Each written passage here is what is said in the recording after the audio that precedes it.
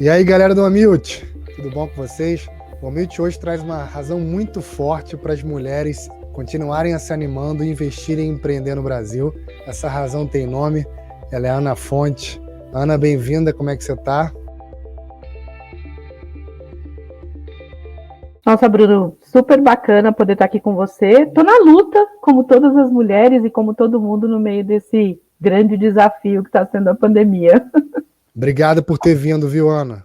Muito bom, estou bem feliz de estar aqui com você. Acho que para a gente bater um papo legal, esse é um assunto que eu adoro, né? Claro, falar de mulheres, de causa, de empreendedorismo, diversidade, é o Nossa, que eu vai ser mais curto ótimo. fazer. Vai ser ótimo. Antes, galera, só lembrar aí quem está vendo, não economizar aí nos cliques não, tá? Pode clicar aqui, assinar o canal, dar um joia, tá? Assinar a notificação. Ô, Ana, eu sei que você está cansada de saber falar, né? Acho que você devia ter isso gravado já assim, pá, aperta e já sai a resposta. Mas só para equalizar a informação do pessoal aí, conta o que é a Rede Mulher Empreendedora. Você pode dar uma palavrinha sobre Claro, isso? eu posso falar, e eu não canso não, viu, Bruno? Eu falo no maior tranquilidade e no maior prazer. Eu criei a Rede Mulher Empreendedora em 2010. A rede é uma plataforma de apoio a mulheres e a geração de renda, né, o protagonismo feminino, através do empreendedorismo ou empregabilidade. Quando eu criei a rede, era um movimento, não era alguma coisa como um negócio, era algo que eu fazia, inclusive no meu tempo livre, de final de semana, à noite, para ajudar outras mulheres que, como eu, também estavam empreendendo e buscando alternativas. De lá para cá, se passaram 11 anos. Hoje nós temos 1 milhão de mulheres nas nossas plataformas no Brasil inteiro. A rede trabalha oferecendo uma série de serviços para essas mulheres, desde conteúdo qualificado, treinamento, cursos, mentoria de negócios, acompanhamento de negócios, marketplace, programas de aceleração. A gente tem vários serviços que dependem um pouco do estágio do negócio da mulher, o que ela está buscando e quais são as alternativas que ela está precisando. A gente fala aqui que o nosso propósito na rede é ajudar as mulheres na busca por autonomia econômico-financeira, porque a gente entende que isso é muito importante para qualquer pessoa, mas é fundamental para as mulheres, inclusive para sair de situações de violência, né? A mulher que é dona do próprio dinheiro é dona das decisões também.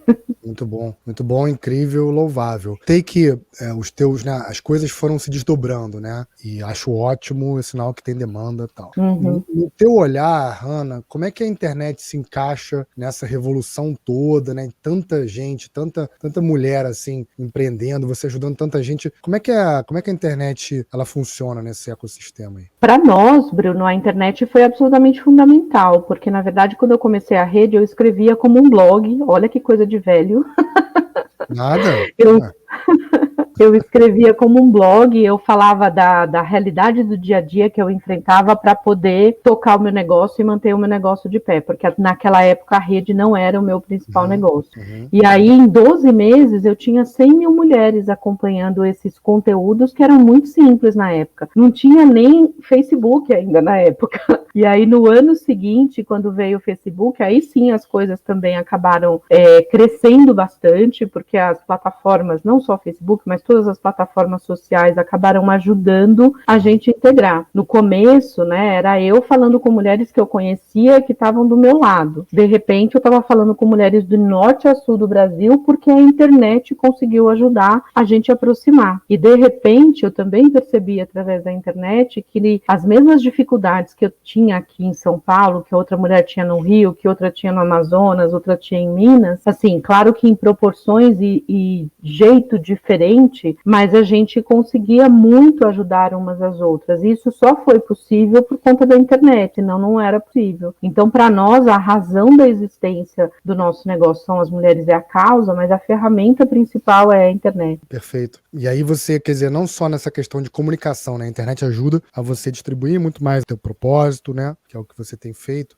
Você consegue enxergar algum segmento digital onde as mulheres elas costumam gostar mais, elas costumam investir mais? Você consegue perceber alguma coisa assim?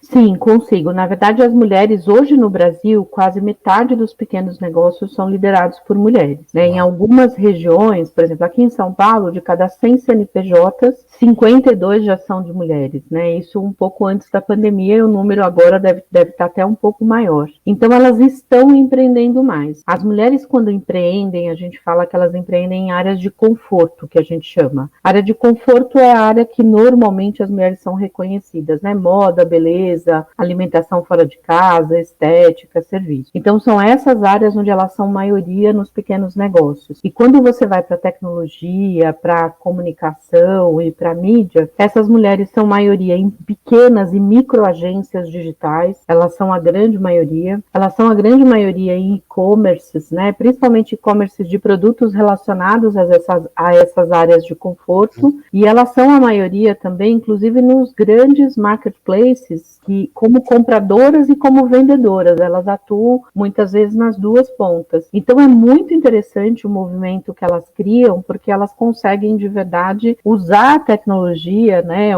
de uma forma mais simples e mais acessível para poder colocar os produtos e os serviços delas à frente de todas as pessoas. Então acho que isso é muito bacana. Quando você vê assim, boa parte dos e-commerces, teve uma época que era uma febre, assim, e-commerce de roupa para bebê, você tinha, assim, todos eram de mulheres, obviamente, e aí com o tempo elas vão se adaptando, né, porque elas começam numa determinada área e depois elas vão se desenvolvendo e vão buscando outros caminhos, né, porque empreender tem muito a ver com isso, né, com tentativa e erro, com buscar opções, né. O ano passado a gente fez uma pesquisa muito interessante que a gente faz há 6 anos com as mulheres, e o ano passado, no meio da pandemia, a gente fez essa pesquisa em maio, junho, e elas falavam que elas queriam muito era aprender sobre o digital, aprender a usar melhor, usar ferramentas que pudessem colocar os negócios delas, não sendo só um negócio local, mas um negócio com mais visibilidade. Então isso é bem importante. Incrível, muito bom. É interessantíssimo isso. E os próprios segmentos que você colocou são bem naturais, assim, né? De dores que a própria mulher, quanto mãe ou quanto simplesmente mulher,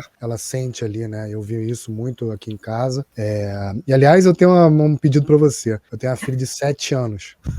Que delícia! Anos, e eu queria entender assim, Ana, se você tivesse que dar um conselho para ela, naturalmente ela é só uma ilustração de uma garota que está crescendo, né? Mas o que você diria assim, o que dá para falar para ela e o que você acha que no futuro essa geração vai encontrar no mercado de trabalho, hein? Nossa, eu sou mãe de 2 filhas também, Bruno, uma de 18 e outra de 13 anos, e é o que me motiva, o que me motivou lá atrás a sair do ambiente corporativo e buscar um ambiente de negócios para criar alguma coisa que eu não sabia ainda que seria a Rede Mulher Empreendedora, mas para criar alguma coisa que fizesse sentido, né, para aquilo que eu imaginava como uma sociedade mais justa e mais inclusiva. O que eu falo para elas sempre é para que elas não deixem que as pessoas falem o que elas têm que fazer ou como elas têm que fazer. E é isso que eu diria para sua filha, para ela buscar os próprios caminhos, para ela buscar os sonhos delas, para elas não deixarem que essa sociedade, que foi muito preparada para colocar as mulheres num determinado lugar, não as coloque nesses lugares, que elas consigam pensar nos sonhos, nas vontades, naquilo que elas quiserem fazer. Isso é muito importante. Infelizmente, isso não é uma realidade hoje para a maioria das meninas, nem das suas, nem das minhas filhas, nem nas filhas de ninguém, né? Infelizmente, nós somos minoria nos espaços de poder, nós somos minoria nos cargos de direção, nós somos minoria na política, nos cargos no judiciário, nos conselhos, nós somos minoria, apesar de sermos maioria da população, né? Nós somos quase 52% da população e estamos subrepresentadas em ambientes de poder. O que eu falo para as minhas filhas é exatamente isso, eu reforço o tempo inteiro para elas. Não deixe que ninguém, nem eu, nem o seu pai, nem a sociedade, nem ninguém limite aquilo que vocês querem fazer. Se você tem vontade, se você quer buscar esse caminho, então vai por esse caminho. Eu lembro quando a minha filha menor,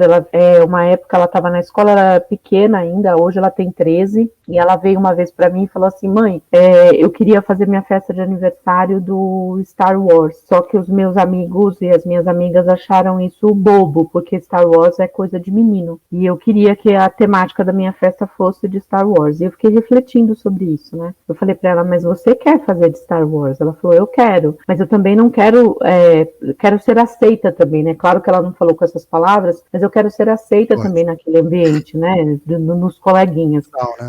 Né? É aquela coisa da aceitação, né? E aí eu falei pra ela, faz a festa, se você tá com vontade, faz a festa de Star Wars, você vai se sentir feliz, não se limita porque as pessoas estão falando pra você que não é uma coisa legal. Ela fez, ficou super feliz, aí passou uma semana depois, ela veio falar pra mim, mãe, eu tô brava. Eu falei, o que aconteceu? Ela falou, outras 2 amigas agora falaram que vão fazer festa de Star Wars que nem a minha.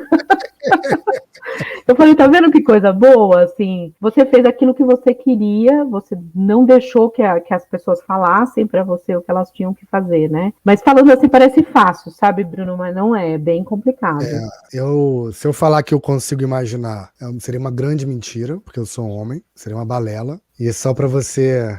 Eu acho que a sua filha fez uma coisa interessantíssima, além de executar o próprio desejo de fazer a sua própria festa, ela fez com que mais gente quebrasse o padrão de pensar, olha, Star Wars é de menino ou de menina. E aí eu quero te contar uma coisa engraçada. A minha filha fez o aniversário dela de 5 anos de Star Wars também. Que demais! De 5 anos.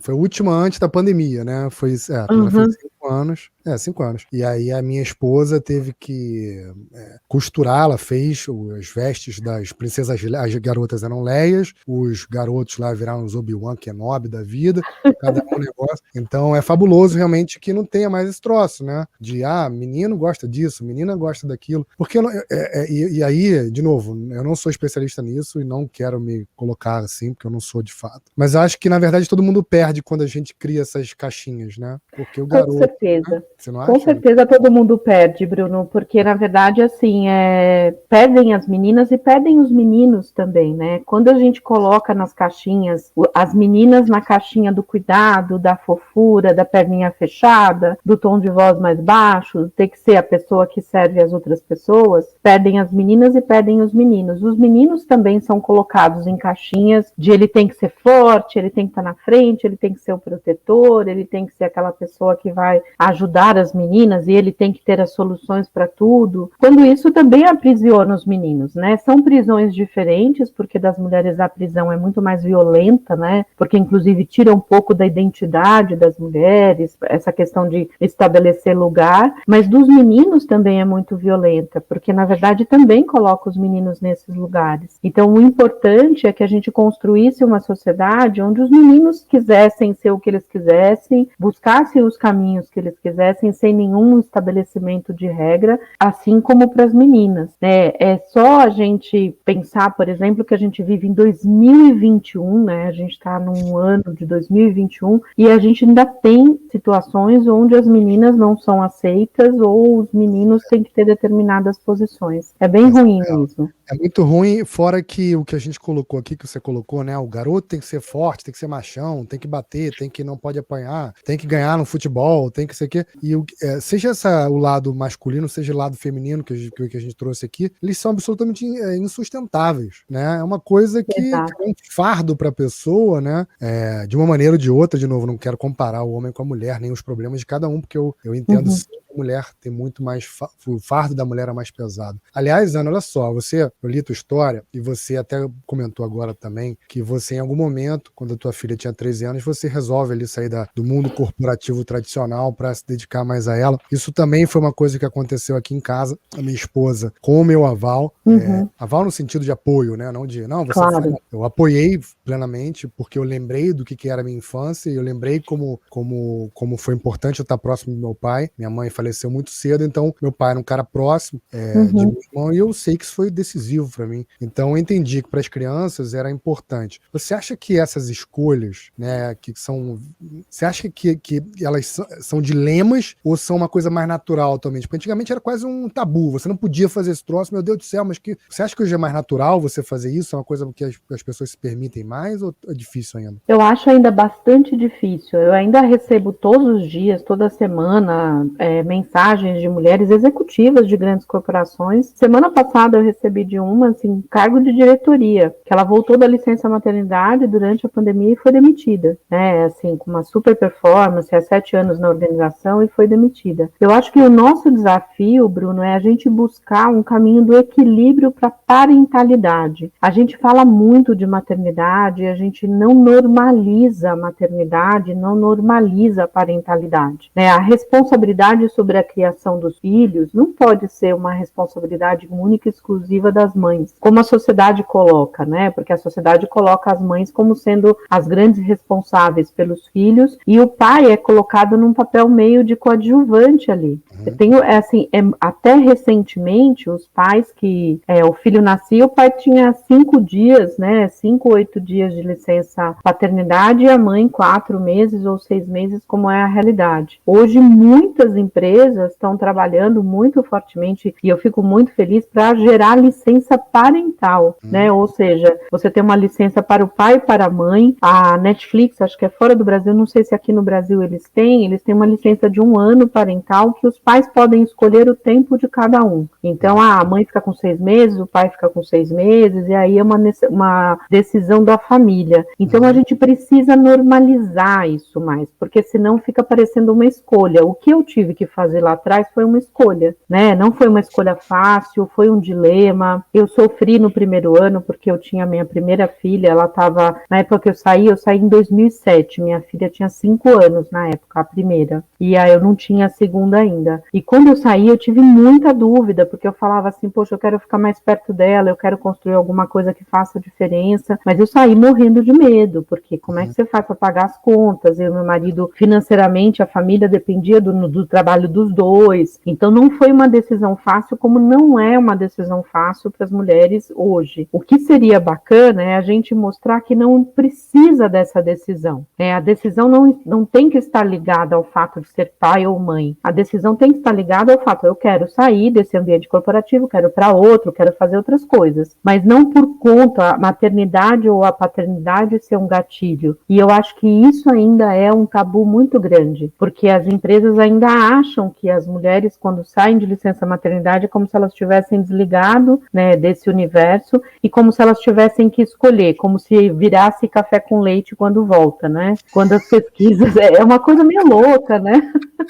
E as pesquisas mostram que as mulheres, depois da maternidade, adquirem habilidades que são muito bacanas para o negócio, né? Assim como os homens também, se tiver a mesma oportunidade. Então, eu acho que a gente precisa normalizar isso, a gente precisa quebrar muitos tabus em relação a essa questão. Seria ótimo que a sua esposa não precisasse escolher, que eu não precisasse escolher, que fosse uma decisão assim, eu posso ser mãe e executiva, eu posso ser mãe e, ser um e não ser um ou, como é hoje, né?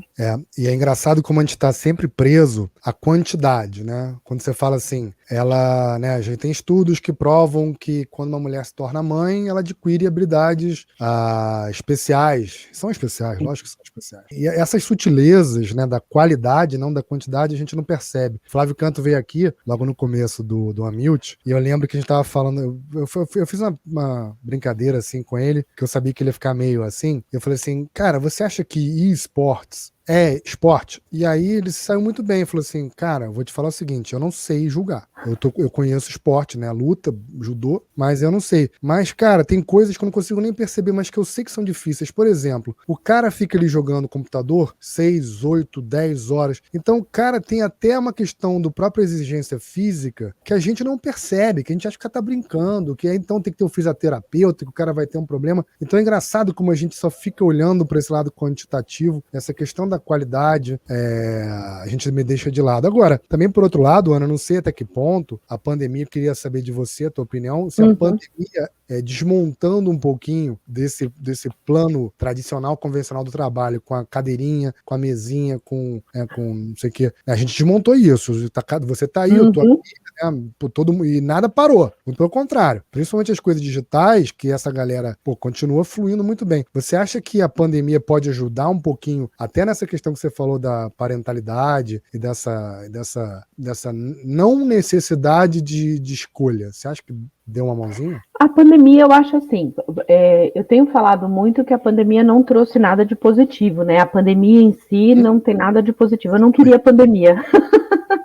Eu não queria pandemia, esse é o primeiro fato, mas ela trouxe alguns aspectos, né? Ela abriu ou mostrou, desnudou alguns aspectos muito importantes em relação a essa questão do equilíbrio. Quando você fala, por exemplo, do foco de mulheres, a pandemia, infelizmente, aumentou a violência doméstica, as mulheres foram as mais demitidas do ambiente corporativo, olha que coisa doida, né? Nós atingimos o nível de empregabilidade hoje, né, no ano de 2021, de mulheres que a gente tinha 30 anos atrás. Desculpa, só te cortar, Ana, dá para explicar, dá para entender ou dá para explicar o porquê que nesse cenário as mulheres são as mais demitidas? Exatamente por conta do preconceito, né? Porque as empresas, especialmente as mães, infelizmente nós temos a maioria das empresas são empresas que são dirigidas por homens. Quando as empresas vão fazer a escolha de quem eles vão demitir ou porque precisa demitir, infelizmente esse é um fator que hoje ainda é levado muito em consideração. É mulher, é mãe, não vamos demitir os homens porque eles são chefes de família, vamos demitir as mulheres. Parece coisa de 1950, mas é a realidade hoje que a gente vive. Então esse é um dos motivos, a pesquisa da PNAD e do IBGE mostra que as mulheres foram as mais demitidas durante a pandemia. E isso tem a ver com uma sociedade machista e preconceituosa, que acha que a mulher e mãe pode ser demitida, ou é melhor você demitir entre uma mulher e um homem, você demitir uma mulher. Então, o resultado é que nós temos hoje um nível de empregabilidade que nós tínhamos há 30 anos atrás. Então, essa é a realidade que a gente vive hoje. Esse é um fator. Um outro fator também que a pandemia mostrou, infelizmente, né, que ela desnudou, foi o aumento da violência doméstica. Como a gente colocou as mulheres junto com o agressor, dentro de casa, num ambiente instável, numa economia complicada, com problema de saúde, infelizmente aumentou a violência doméstica aqui no estado de São Paulo em 30% e no Brasil inteiro. Essa é uma triste realidade. Sim. Falando do equilíbrio entre o trabalho doméstico, cuidado com a família, com os filhos, a situação das mulheres piorou também, porque a gente imaginava que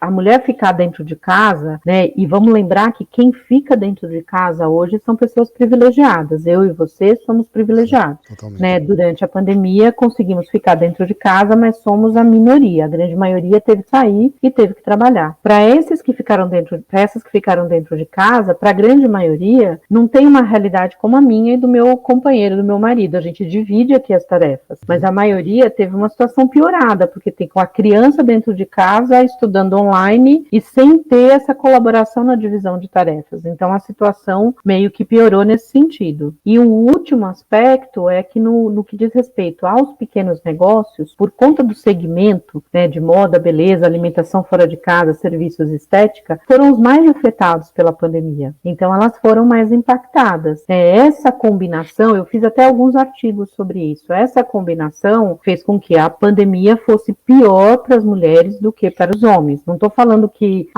legal que os homens estão bem, não é nada disso, mas a situação ficou pior. Por isso a gente tem falado muito, né, aqui no Brasil, e eu represento também o Brasil nas causas de mulheres em outros grupos do mundo, como o W20, que é o grupo do G20 que estuda as causas das mulheres. Então, assim, a gente tem falado muito que precisamos apoiar as mulheres, porque se a gente não fizer isso, a situação para sair da pandemia vai ser mais complicada e mais difícil. Então, é o que a gente tem tentado fazer, né? A situação ficou mais grave, ficou mais complicada, a pandemia mostrou, infelizmente, todas essas diferenças e desigualdades. O que a gente tem que fazer é tentar ajudar, mostrar para as empresas evitarem de demitir as mulheres ou demitir só porque é mulher, né? Melhorar a questão do combate à violência, ajudar nos pequenos negócios e por aí vai. Então, acho que esse é o caminho, sabe? Caramba. Saber disso tudo é realmente chocante.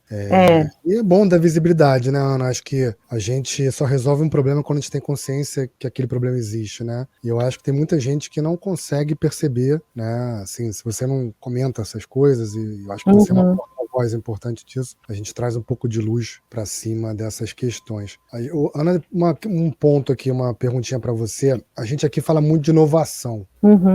aqui, acaba de falando de inovação, e inovação é uma palavra muito em voga, assim, né, hoje, graças a Deus também. O que você acha que é inovação e como é que você acha que é a relação da mulher com a inovação? Eu acho que inovação, assim, as pessoas colocam inovação num pacote meio ciência da NASA, aquelas coisas muito sofisticadas ou só ligadas à tecnologia. E eu acho que inovação tem muito a ver com você resolver, inclusive, coisas pequenas, com resolver coisas ali do dia a dia. E eu dou alguns exemplos, e eu acho as mulheres, assim, não estou falando isso para comparar com homens, sabe? Mas as mulheres têm uma cabeça de solução. Acho que a gente é criada para essa coisa da solução, sabe? E inovar tem a ver com buscar a solução para problemas. Então, assim, a gente tem uma cabeça de solução. Do mesmo jeito que eu falei agora há pouco, que a gente foi super atingido pela pandemia, com mais força, eu só vi coisas absolutamente sensacionais das mulheres para solucionar e para trazer coisas diferentes durante esse processo. A gente viu, assim, quando eu falo isso, as pessoas falam, mas você acha isso uma inovação? Eu falo, acho super uma inovação. Uma cabeleireira que as pessoas não podiam ir no salão dela, ela tem um salão de cabeleireiro há quase 15 anos, então as clientes são clientes frequentes, uma boa parte que fazia tintura no cabelo, então ao invés das clientes irem até lá, ou ela também não podia ir à casa das clientes, ela montou kits com as tinturas, ela comprou, montou os kits, colocou a proporção, fez uma receitinha e mandou para a casa das clientes, e as clientes pagaram, claro, um valor menor, mas pagaram para ela por esse trabalho dela fazer, colocar a proporção da mistura e tudo mais. Isso não é inovação? É inovação para mim, definitivamente, né? É buscar forma de solucionar um problema. Ela precisava colocar dinheiro dentro de casa, os clientes estavam querendo. Achei isso sensacional. Teve uma outra empreendedora de uma gráfica que ela fazia aqueles, nem sei como chama isso hoje, vou parecer muito velha, como se fosse fotolito. É coisa de velho. Eu sei que é fotolito, tá? É. Fotolito é tipo negativo, né? E aí ela não sabe o que é isso. Isso. Aí ela passou a fazer face shield para hospital, para lugares que precisavam. Ou seja, ela tinha o mesmo produto, ela buscou lá alternativas, as máquinas, ela fez uma adaptação. Para mim, isso é inovação, cara. Para mim, ela buscou caminhos. Tinha uma outra que tinha uma empresa que fazia roupas, né? Como se fosse uma facção. Na área de costura, eles chamam isso de facção. Quem produz para outras marcas. E aí ela estava com dificuldade, porque as marcas não estavam comprando, ela começou a fazer pijamas, mas uns pijamas mais bonitos, porque as pessoas estavam trabalhando de casa com pijama.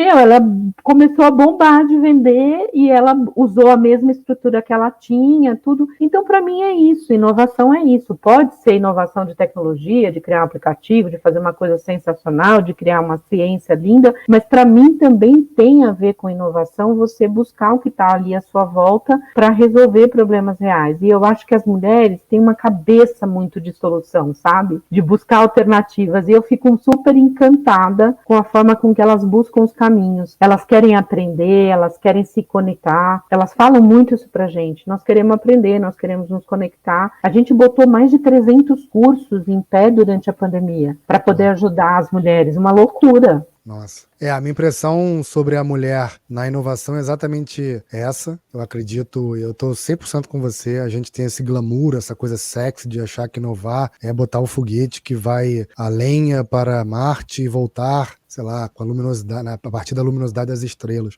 Inovar realmente é resolver problema, né? Uhum.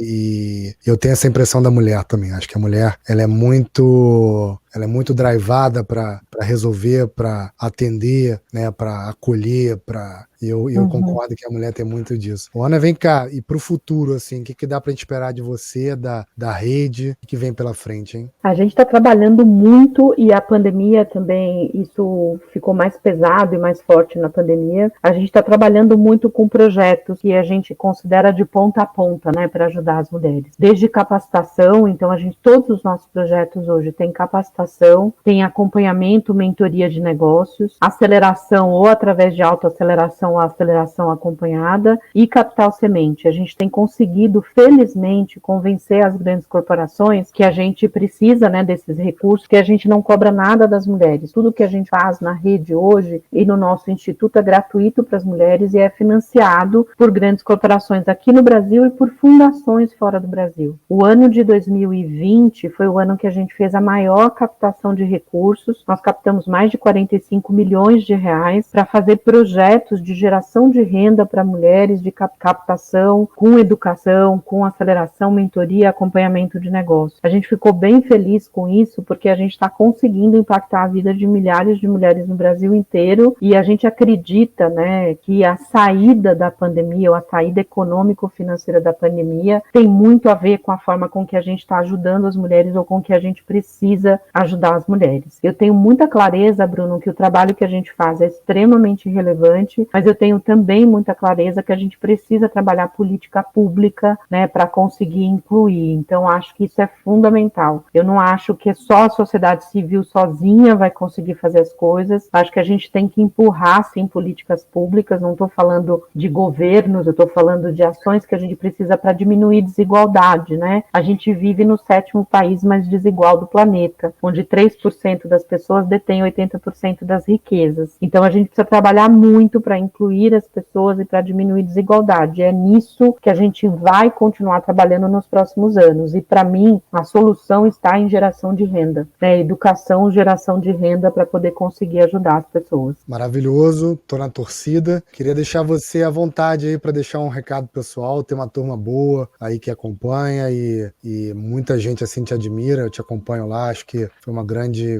papo, Ana. O que você falaria para você? Bruno, eu só tenho a agradecer, porque eu acho muito bacana poder participar de um papo, falar com essa sua turma. Queria dizer, assim, que a rede, há 11 anos, a rede, o Instituto da Rede, há 11 anos, apoia e impactou a vida de mais de 6 milhões de mulheres pelo Brasil inteiro, que a gente não faz isso sozinho. Hoje a gente tem quase 1.000 voluntárias que nos ajudam, nos apoiam, dão mentoria, acompanham as mulheres. É muito importante isso, porque eu não sou muito a favor daquela coisa de herói, heroína. Eu acho que a gente não faz nada sozinho, a gente tem que fazer as coisas mais de forma colaborativa, e eu gostaria de fazer até um convite para as pessoas que estão ouvindo, né? Se quiserem fazer parte da rede, se quiser acompanhar, se quiser ajudar, não precisa ser só doação em dinheiro, você pode ajudar dando mentoria, acompanhando, assistindo as mulheres, dando palestra, orientando. Então, é isso que eu queria dizer. Acompanhe a Rede Mulher Empreendedora em todas as redes sociais e todas as plataformas, e eu também estou em todas as plataformas como Ana Fontes BR. É um prazer poder conversar com a sua audiência. Que isso. Obrigado demais, Ana. Parabéns, uma inspiração, e que você continue com esse gás aí para